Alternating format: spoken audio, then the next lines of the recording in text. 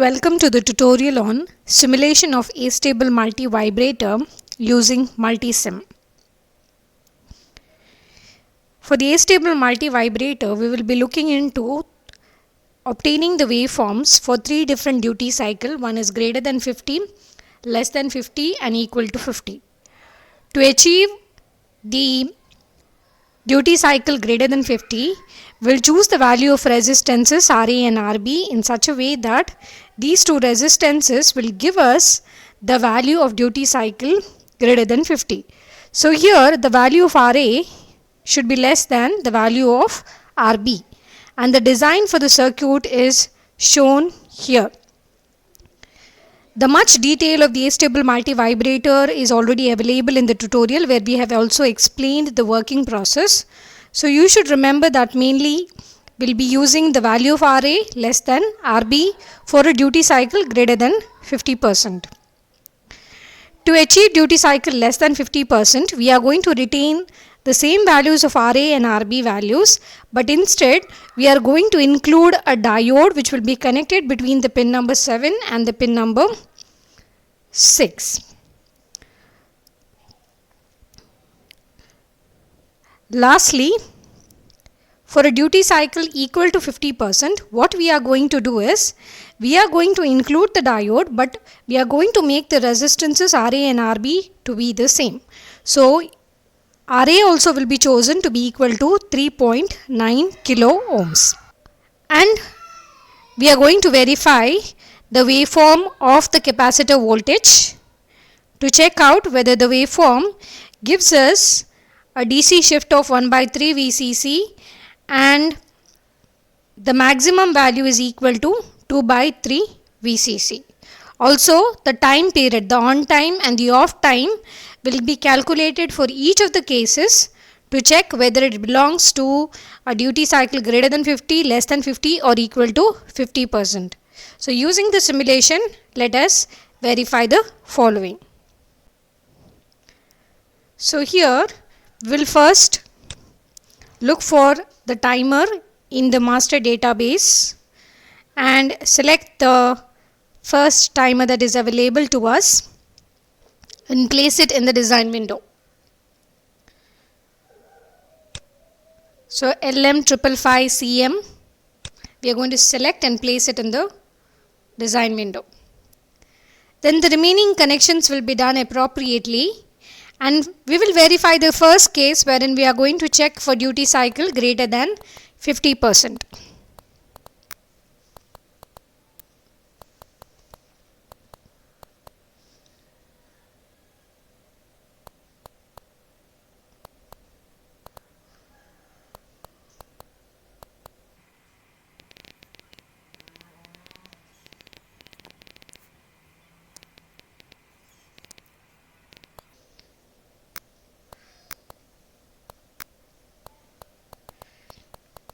So to verify the output waveform, we will be using an ordinary oscilloscope. Also, we'll be using a Tektronix oscilloscope, and also we will connect the probe. So this, here you can observe the waveform of the oscilloscope, wherein it is clearly visible that the on time is greater than the off time. To validate this result, we'll connect the Tektronix oscilloscope and check.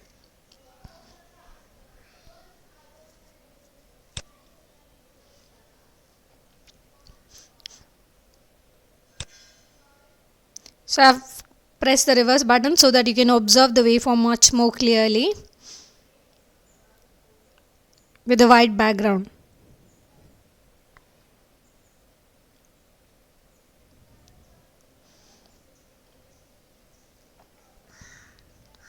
You can see that peak to peak value is 10, frequency is 1.5 kilohertz.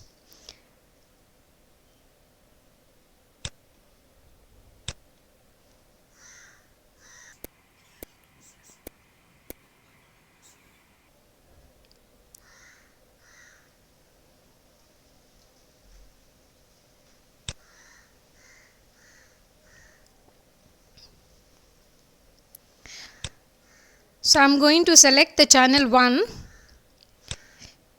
and change it to AC. Now I need to measure my on time and off time. So that is why I will go to measure option. Before that, I'll try to scale it in a proper way. I will go to measure and select the channel 1, and under channel 1 frequency, as you can see, is 1.5. Period is 666 microsecond.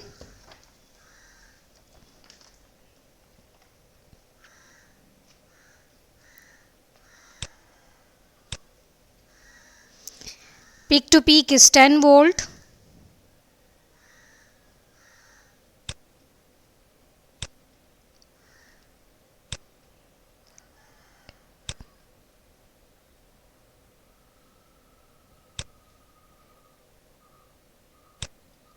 And positive width is 395 microsecond.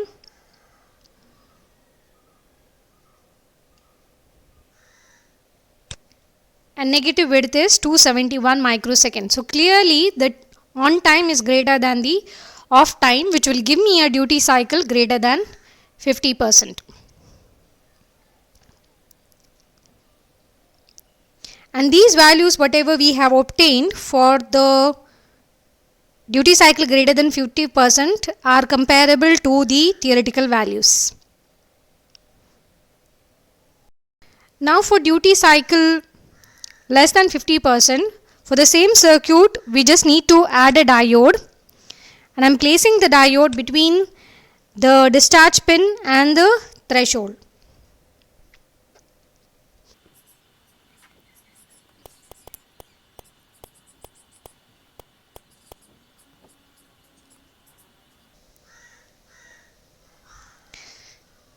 And now I shall simulate and verify my output waveform. So you can see that the on time is less than the off time visually. So let us check out with the values that I obtained from the Tektronix oscilloscope, and you can see that the negative pulse width is 263 microsecond.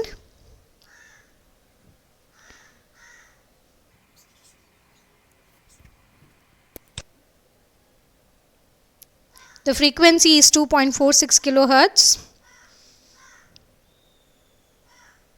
which is even validated with the probe.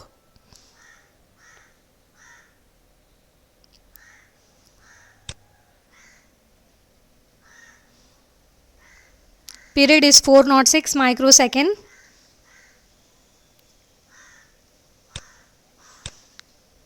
Peak to peak is 10. And the positive width is 142 microsecond. So clearly the off time is greater than the on time. So the duty cycle obtained will be less than 50%.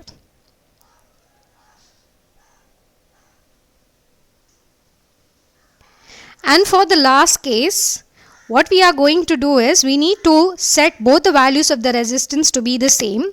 So the circuit that was used for duty cycle less than 50% will be retained, and the value of resistance will be changed to 3.9 kilo ohms. So we'll simulate and verify the output. So if you observe equal to 50% duty cycle, the waveform for the positive and the negative width should be the same, and the frequency is 1.74 kilohertz. Visually it looks the same, but when we check the positive width and the negative width, we will find some amount of variation.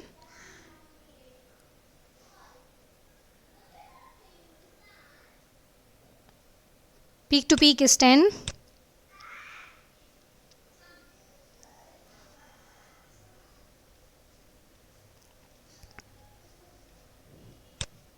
Positive width is 305 microsecond.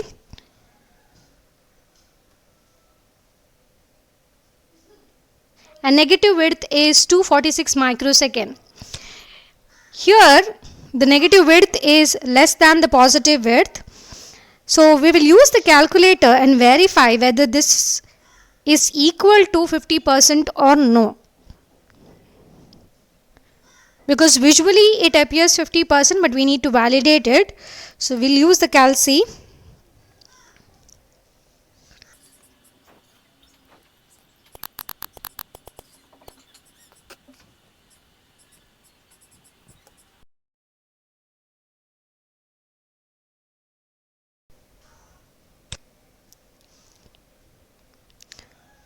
So using the calculator, I shall divide the on time, that is 305 divided by the total time period 573,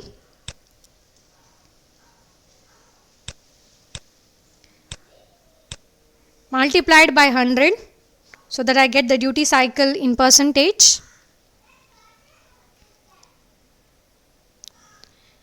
And it gives me a value equal to 53%. So approximately close to 50% duty cycle. Part wherein we want to check the output of the capacitor, what we need to do is we need to connect the Tektronix oscilloscope, the second channel, to pin number 2 of the circuit. And you can observe the waveform on the display of the Tektronix oscilloscope. Now I need to measure how much is the DC shift. So that is why I am going to change the position of the second channel. So you can see I have changed the position of the second channel, and since it is DC, there is a DC shift, I am changing the channel 2 to DC coupling, and I need to measure 1/3 VCC, the amount of the DC shift. So what I'll be doing is I'll be selecting the cursor, and when you select the cursor, what you can observe is that the positions of the two channels, channel 1 and channel 2, glows here underneath. So that means that you can now change the channel 1 and the channel 2. So to change the cursor 1, I have to change the position of the channel 1, and to change the cursor 2, I need to change the position of the channel 2. So I am going to do that so that I can find out the value of delta. The delta value will give me the value of 1/3 VCC, from the 0 to 1/3 VCC. So I am bringing the cursor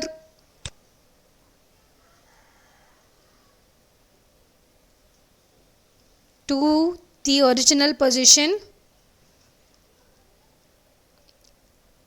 and cursor 2, I am bringing it to the bottom of, or the minimum value of the charging point, charging and the discharging point.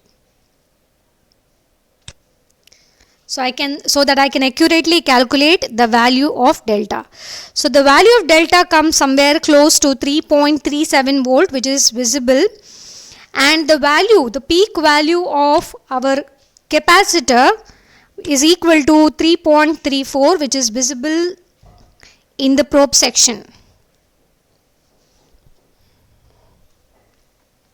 So this way, using the cursor, we can measure how much is the amount of the DC shift, and we can also correlate whatever we have done using the hardware components and using the simulation very easily.